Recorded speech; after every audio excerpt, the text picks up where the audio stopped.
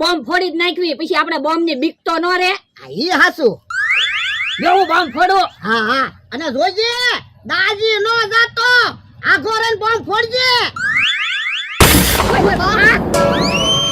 કેમ ભલા દાદા ધડાકો થયો? બોમ્બ નો એમ અવાજ આવ્યો. હું ઓ બાપા ગઢો છો પણ હરખ ફદુનો ન મેટો, અત્યારે બોમ્બ ફોડે. પણ અમે ફટાક્યા ફોડ્યું એમાં તમને શું વાંધો? ઓય બાપા, એટલે આજ દિવાળી છે તો તમે ફટાક્યા ફોડો? લા અમારી વાડીમાં અમે ફટાક્યા ફોડવી, એમાં તમને શું વાંધો?